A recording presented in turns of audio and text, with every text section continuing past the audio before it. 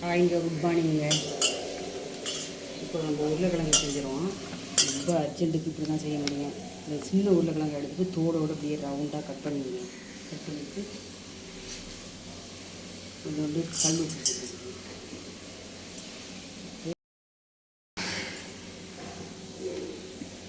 மிளகாய் தூள் 1 spoon, 1.5 spoon மிளகாய்த்தூள் வீட்டிலே அரைச்சதில்ல.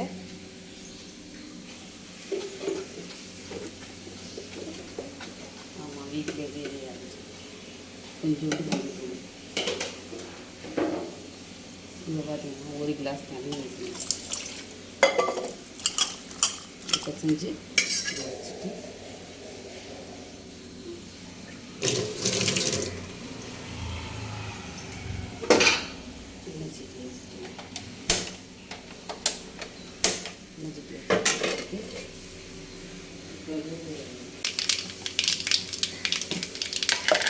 நிறையா ரெசிபி இருக்குது உருளைக்கிழங்குல. ஆனால் வந்து அர்ஜென்ட்டுக்கு காலையில்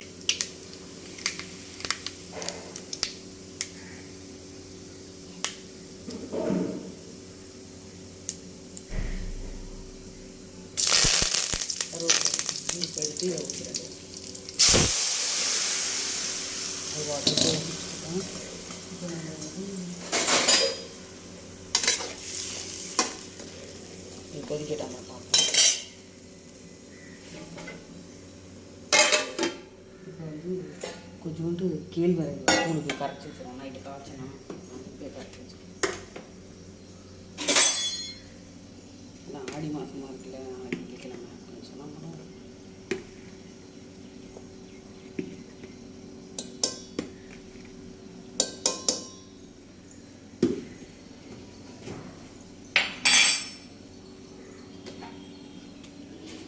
கரைச்சி இப்போ வச்சுட்டோம்னா நைட்டு காய்ச்சல்.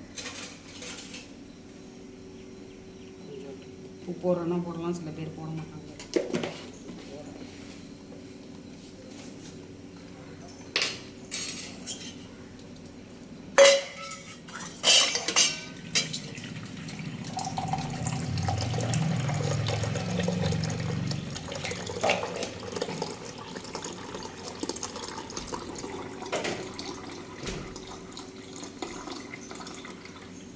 கரைச்சி ஒரு ஓரமாக வச்சுருக்கோம்.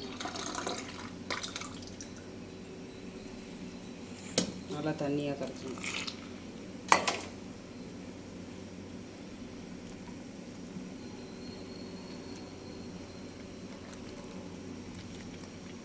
எங்கள் ஊர்லெலாம் அம்மனுக்கு கூழ் ஊற்றுறோன்னா இங்கே மாதிரி கேழ்வரகு கூழ் ஊற்ற மாட்டாங்க. பச்சரிசி பொங்கி அதை காய்ச்சி தேங்காய் போட்டு காய்ச்சுவாங்க.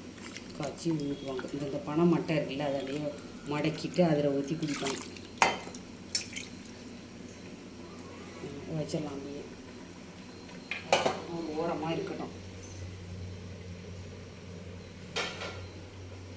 மூடி போட்டு வச்சிடலாம். இது முட்டை ஆம்லேட் போட்டுக்கலாம்.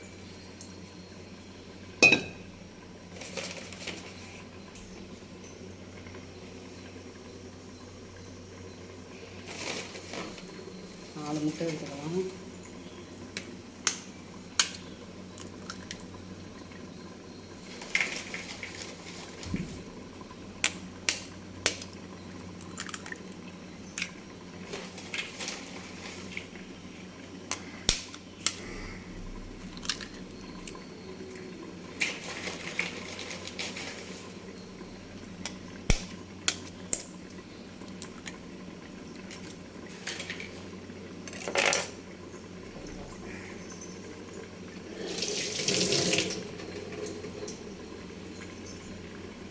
இப்போ பார்த்தீங்கன்னா பச்சை மிளகா வந்து நான் கம்மியாக தான் போடுறேன். பசங்க காரம் அப்படின்னு சாப்பிடாது. 4 முட்டைக்கு 4 பச்சை மிளகா, சின்ன பச்சை மிளகா.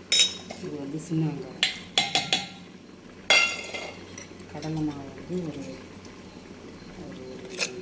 கொஞ்சம் 1.5 ஸ்பூன் வைக்கணும்.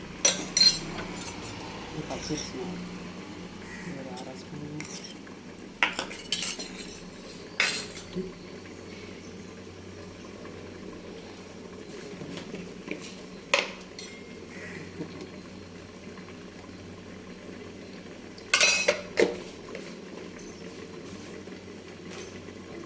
மஞ்சள் தூள் கொஞ்சம்.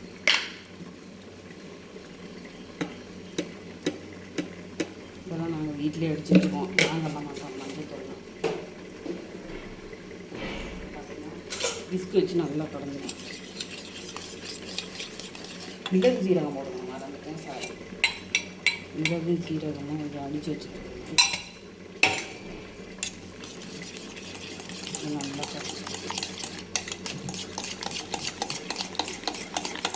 இந்த கடலை மாவு அரிசி மாவுலாம் கண்டிப்பாக போடணுமா? போட்டால் கொஞ்சம் இதாகும், கொஞ்சம் நிறையா இருக்கிற மாதிரி இருக்கும், கொஞ்சம் நல்ல திக்னஸ் ஆகும்.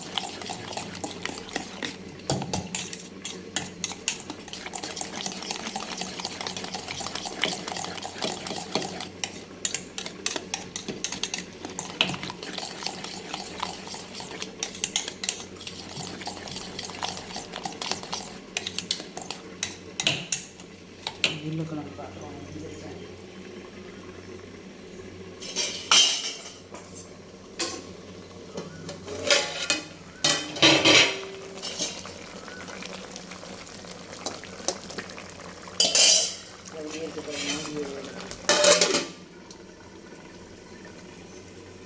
அப்போ வந்து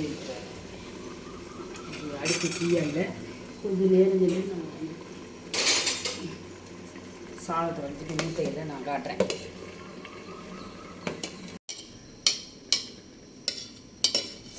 சாதம் வடிச்சாச்சு.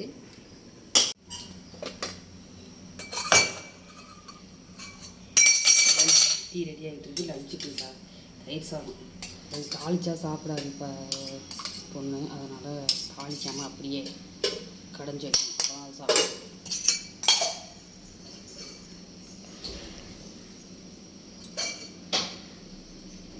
லஞ்சுக்கு தயிர் சாதம், உருளைக்கிழங்கு.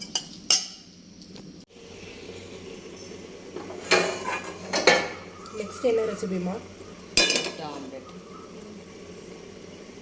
இதுக்கு வந்து தேங்காய் எண்ணெய் ஊற்றிக்குவோம். நம்ம ஊர்லேருந்து செக்கில் ஆட்டினேன்.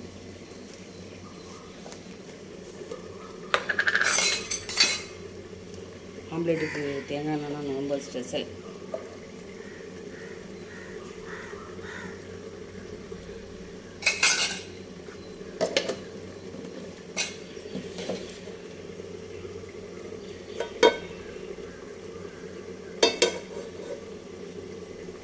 என்ன காரணம்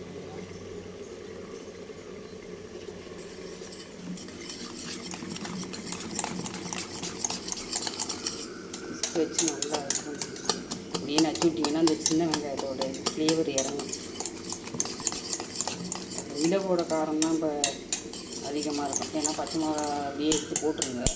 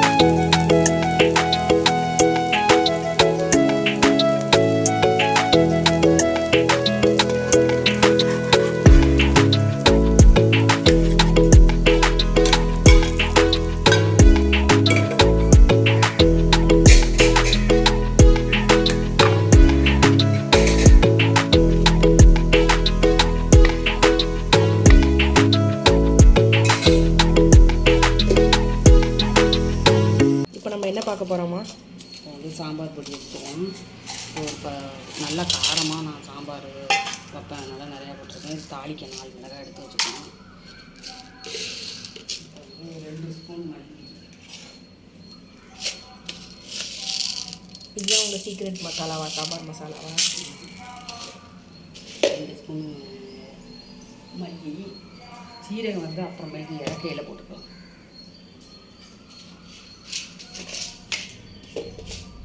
மிளகு ஒரு ஸ்பூன் போட்டுக்கலாம்.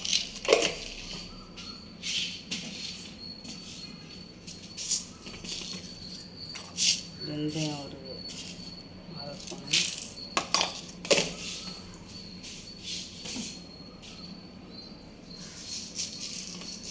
கடலை பருப்பு 1 ஸ்பூன்.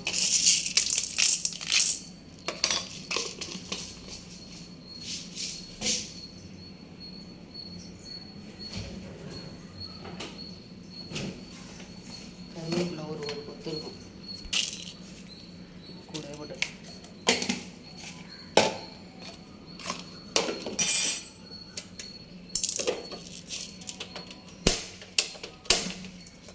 இதை வந்து நல்லா வறுக்கணும்.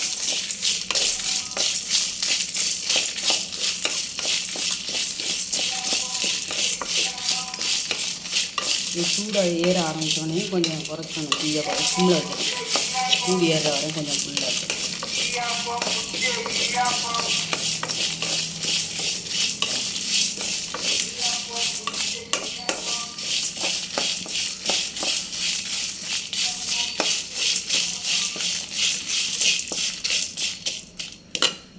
சிம்மில் வச்சுக்கலாம்.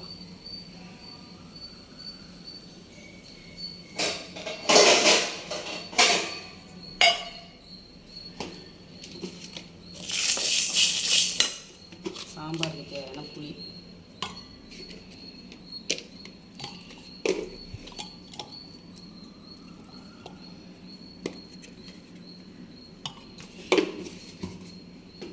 ஊர்லெல்லாம் புளியெல்லாம் நல்லா வருஷத்துக்கு உள்ளதை குத்தி நல்லா இது ஒரு பானையில் போட்டு நீக்கி வச்சுப்போம். ஏன்னா இந்த குப்பை மாவு தோசை புளின்னு ஒன்று வருது, அதுதான் வாங்கிக்கிறேன். மறு வருஷம் காய்க்கிற மரம் காய்க்கிற வரையும் அது வர அந்த புளி.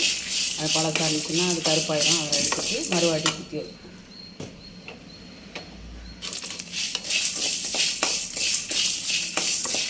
இது வந்து கதம்ப சாம்பாருக்கு தான் இந்த சாம்பார் பொடி எடுத்துக்கிட்டு இருக்கேன். ஊர்லலாம் நாங்கள் சாம்பாரே வைக்க மாட்டோம். எப்போயாச்சுன்னா ஒரு நாள் சாம்பார் வைப்போம்.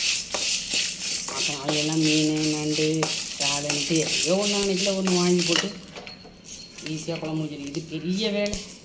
இப்போ சீரகம் இறக்க போயிட சீரகம் தான், இல்லைன்னா கரிஞ்சிடும். அதனால லாஸாக போகணும். அந்த சூட்லேயே வந்து நேர்த்தியெல்லாம் அப்படி வைக்கலாம்.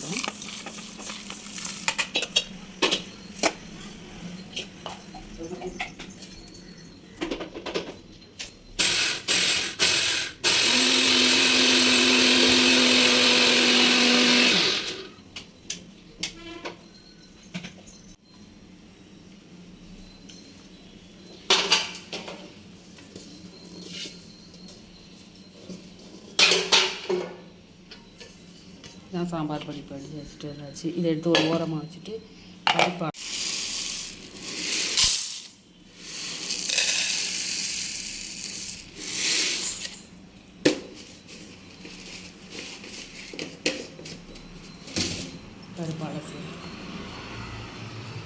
பருப்பு அலசிட்டு இந்த தண்ணி நம்மளோட செடிக்கு ஊற்றிடலாம்.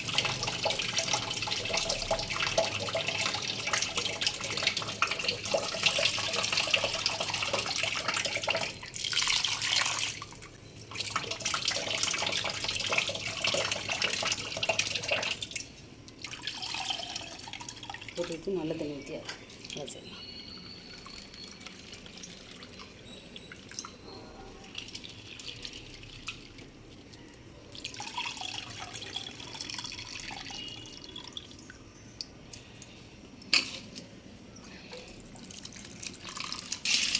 இந்த பருப்பு இது வந்து உங்களுக்கு பூண்டு 5 பச்சை மிளகாய் சின்ன வெங்காயம்.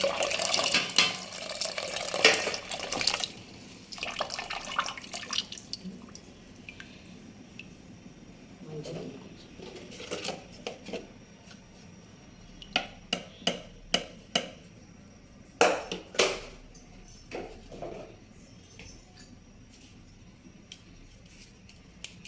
பெருங்காயத்தூள்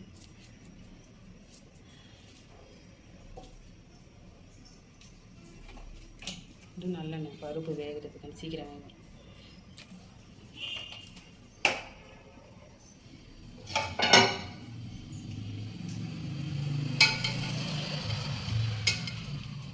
பருப்பு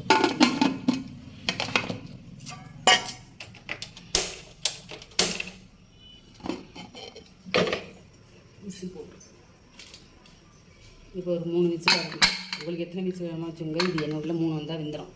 இப்போ வந்து இதுக்கு அடுத்த தாளிக்கிறது வந்து தக்காளி வெங்காயம் கதம்ப சாம்பாருங்க. இது மாங்காய்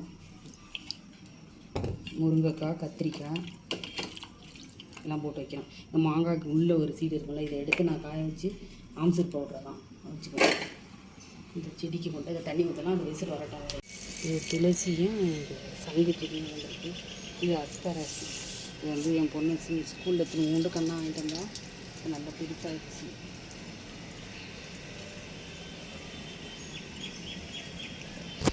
அஸ்கு மலம் பாருங்க எவ்வளோ பூ போட்டுருக்கு.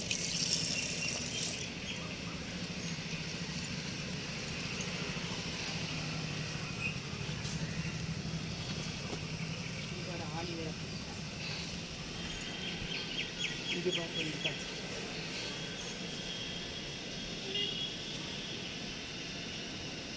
பூ போட்டு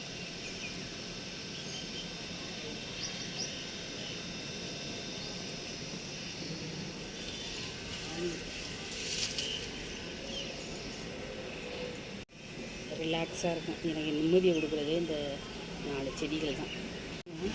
இல்லைன்னா செடி ஸ்ட்ரென்த் இருக்காது. பூ நேற்று பூத்த பூவெல்லாம் இந்த வதங்கினதெல்லாம் நான் பறிச்சிருவேன். இதெல்லாம் பறிச்சிருவேன். புதுசாக உள்ளது மட்டும்தான் இருக்கும். நேற்று பூத்ததெல்லாம் நான் பறிச்சிருவேன்.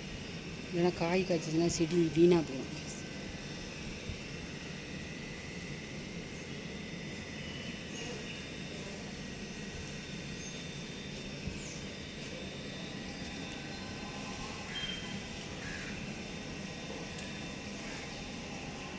பாருங்க வந்து தாளிச்சிடலாம்.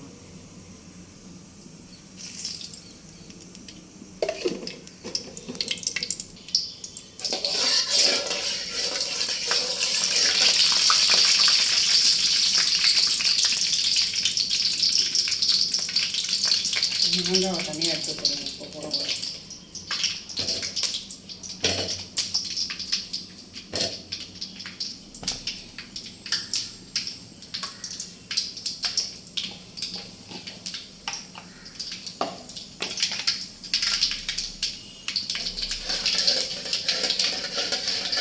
உள்ளே வச்சுருக்க காலையை பொறிக்கிறாங்க.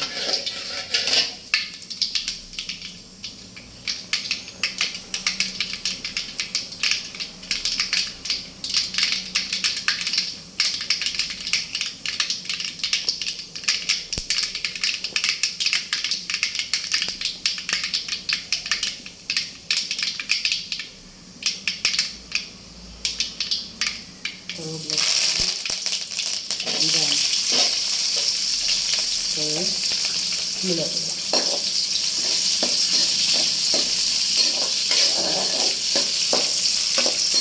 நல்ல பொன்னிறமாலாம் வறுக்கணும்லாம் கிடையாது. இது போட்டுக்கலாம்.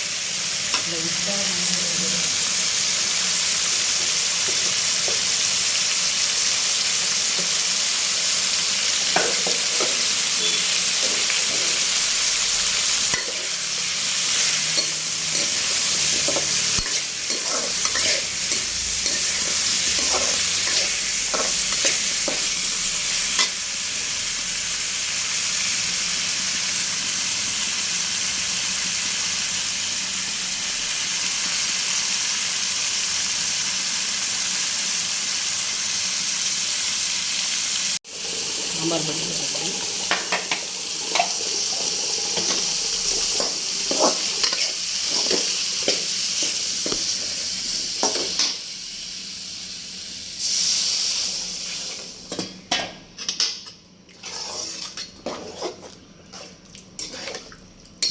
அது வேகட்டும், அது போட்டுக்கணும். பருப்பு வேக வச்சு காய் வெந்துடுச்சு, ஊற்றியாச்சு. புளி கரைச்சி ஊற்றிட்டேன், மாங்காய் போட்டுட்டேன். ஏன்னா டைம் இல்லை. இப்போ எண்ணெயை காய வச்சு கடுகு போட்டேன்.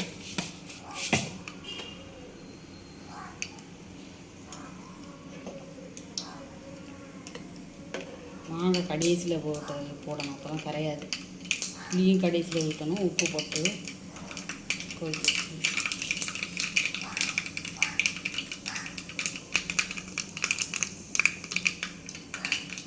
கடுகு மட்டும் நல்லா பொரிஞ்சிடணும் எப்போதுமே.